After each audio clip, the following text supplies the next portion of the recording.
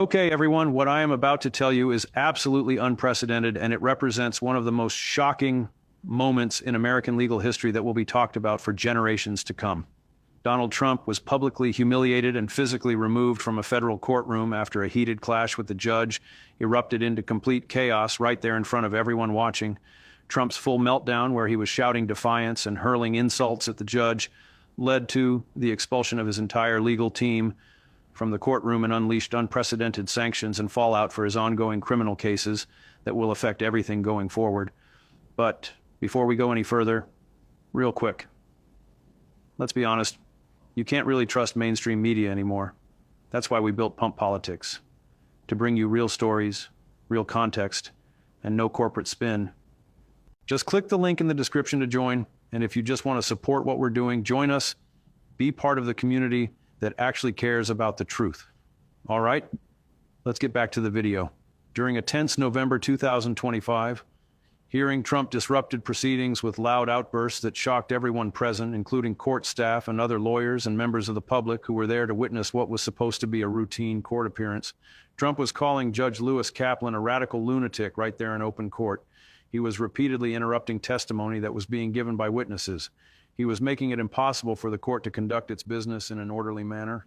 This was not subtle disruption or quiet objections. This was loud, aggressive behavior that brought the entire proceeding to a complete halt. Security, including members of the Secret Service, had to intervene because Trump refused to leave the courtroom even after the judge gave him multiple warnings to stop disrupting the proceedings and to either behave appropriately or leave voluntarily. Trump apparently believed that his status as a former president meant that he could act however he wanted in a federal courtroom without facing consequences. He was absolutely wrong about that, and he found out the hard way when security personnel physically escorted him out of the courtroom in front of everyone there, including reporters and cameras that captured the entire humiliating scene. The judge expelled Trump and his entire legal team from the courtroom, which is an extremely drastic action that almost never happens in federal court. Judge Kaplan handed down severe sanctions against both Trump and his lawyers, citing their failure to control their client and their role in enabling chaos in the courtroom. The judge made it absolutely clear that disruptive courtroom tactics would not be tolerated in his courtroom, no matter who the defendant was or what political position they held. This was a federal judge asserting the authority and dignity of the court in the face of someone who thought they were above the rules. The moment went viral within minutes of it happening. Video and reports spread across social media and news outlets showing Trump being escorted out of the courtroom by security. The images of a former president being physically removed from a federal courthouse are absolutely stunning, and they set off legal and political shockwaves that are still reverberating. This is not something that happens. Let's talk about the G20 that just took place in South Africa, where the United States refused to show up because Donald Trump made up a fake accusation that South Africa was engaged in a genocide against the white Afrikaners in South Africa, which is not happening, and everybody in South Africa says it's not happening. So the G20 essentially became the G19, and it went off without a hitch. And I mean, the G20 was like the smoothest running G20 imaginable without the United States there. So normally at the G20, all of the countries negotiate a joint statement or a joint declaration, which is read at the end of the two-day G20 conference. But this time, they agreed to the statement right away, and it was a statement that promoted cooperation and multilateralism and unity in a very chaotic world, the clear message being that the world stands together while Donald Trump is not there. You know, and everybody at the G20, which is now, I guess, the G19, all the world leaders were saying how, easy it was to hold this conference and to agree on things and talk about tackling climate change and talk about dealing with trade issues and focus on, working together to try to, help areas that are dealing with extreme hunger. And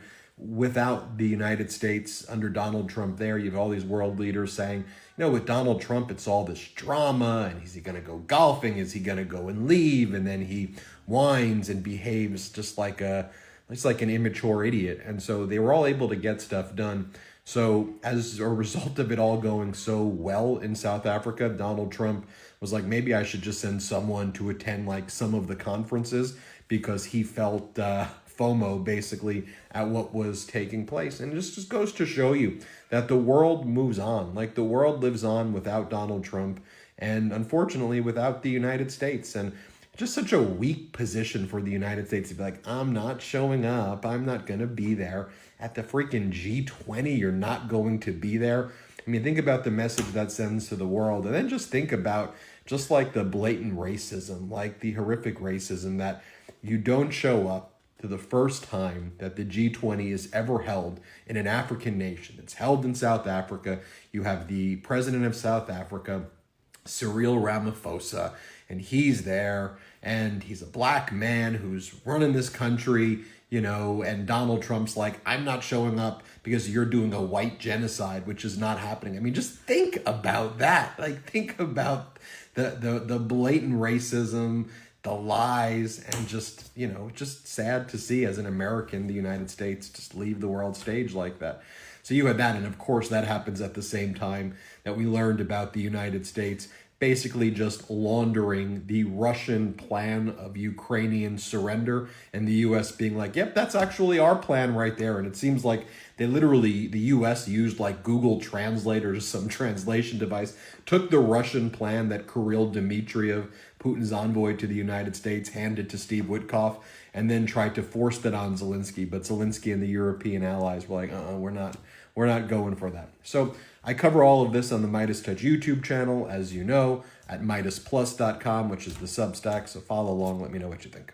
Breaking news. Trump humiliated by more than 100 judges, and 12 of them were appointed by him. They crushed Trump's policy and stamped it as illegal. But the real shock came right after. 12 of his own judges turned on him with their votes. Trump wanted ICE to have the power to detain any immigrant without bail, without a hearing, without judicial oversight, without anything at all. But this time, the court stood firm and said, enough. From Texas to Minnesota, judges echoed a message now spreading across the country. Fear is not justice, and no man owns the law. Today, more than 100 judges reminded the nation of something many had forgotten. Not even the president can rewrite the Constitution. And this decision goes far beyond halting aggressive enforcement tactics. It sends a message to every immigrant, every worker, every family living under constant fear. You are not alone. The law can protect you too. Type "out with Trump" if you're done with the chaotic policies he's been pushing across the country, and share this update so no one stays unaware. This was a disgrace. This was a rigged trial by a conflicted judge who was corrupt. It's a rigged trial, a disgrace. They wouldn't give us a venue change. We were at 5% or 6% in this district, in this area. This was a rigged, disgraceful trial. But the real verdict is going to be November 5th by the people. And they know what happened here, and everybody knows what happened here. You have a Soros-backed DA, and the whole thing. We didn't do a thing wrong. I'm a very innocent man, and it's okay. I'm fighting for our country. I'm fighting for our Constitution. Our whole country is being rigged right now. This was done by the Biden administration in order to wound or hurt an opponent, a political opponent. And I think it's just a disgrace. And we'll keep fighting. We'll fight till the end, and we'll win, because our country's gone to hell. We don't have the same country anymore. We have a divided mess. We're a nation in decline, serious decline. Millions and millions of people pouring into our country right now, from prisons and from mental institutions, terrorists, and they're taking over our country. We have a country that's in big trouble, but this was a rigged decision right from day one, with a conflicted judge who should have never been allowed to try this case, never. And we will fight for our Constitution. This is long from over. Thank you very much. You know, there is a reason why, for generations, when the world's biggest decisions were made, America was always at the head of the table. It wasn't just because of our economy or our military might. It was because we showed up. We were the glue. We were the ones who brought folks together, even when we disagreed, because we understood that if you aren't at the table, you are on the menu. But today, I have to be honest with you. Something has broken, and it hurts to say this, but right now, the chair at the head of the table is empty before I tell you exactly what happened in Johannesburg today and why it should worry every single one of us, I need you to do something for me. If you believe that America deserves to lead, not retreat, please hit that subscribe button right now. Join us as a member. We need to build a community here that understands the stakes. And I want you with me for this entire journey. So let's talk about Johannesburg, the G20 summit. This is the Super Bowl of diplomacy. It's where the leaders of the 20 biggest economies meet to steer the world. It is where we protect American jobs, where we secure our supply chains, and where we make sure the rules of the road, our workers and our businesses. For decades, no American president would dream of missing it. It is simply too important. But today, for the first time in history, the United States is missing in action. President Trump has refused to attend.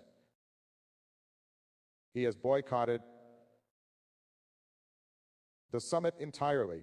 And the reason he gave, he cited stories about the persecution of minority populations in South Africa, stories that our own intelligence agents... The U.S. Supreme Court finally stood up to Trump and gave him a serious slap right on the face and told him, enough is enough. And said, Mr. Trump, you are just a president, and you are not above the law, and if you don't respect the law again, you will face its consequences. This is the last warning. You won't believe what the Supreme Court just did to Trump. In this video, I will break it down for you. Before I start, touch the plus sign on our profile picture and give us your opinions in the comments section. In a move that felt like thunder rolling through Washington, the U.S. Supreme Court just delivered a brutal wake-up call to former President Donald Trump.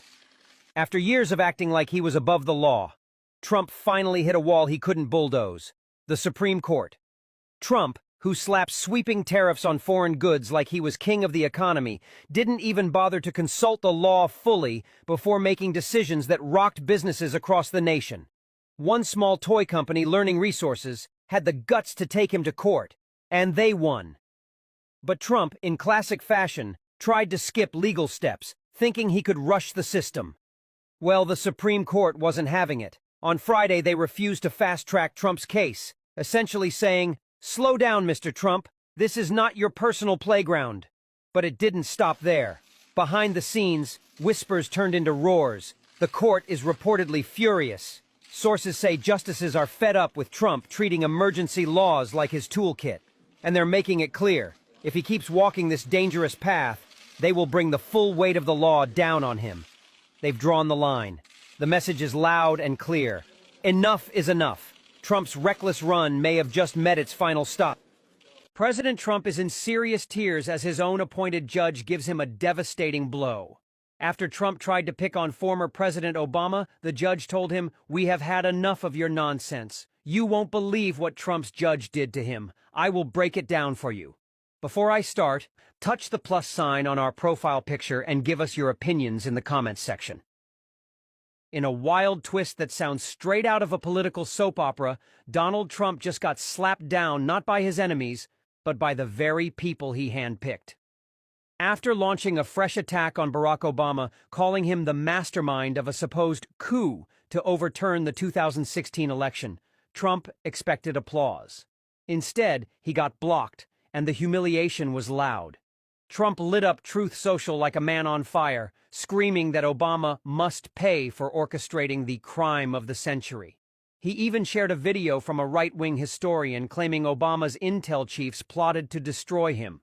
But just as he was firing shots, boom! His own appointed federal judge stepped in and pumped the brakes, ruling against Trump's attempts to weaponize these wild claims. It was a major backfire, a stunning betrayal from someone Trump thought was firmly in his corner. Even MAGA loyalists were caught off guard with whispers of, "Whose side is he even on?" echoing online. The man who once claimed to drain the swamp just got swallowed by it by his creatures. Turns out, when you throw wild punches, sometimes they land right back on your chin.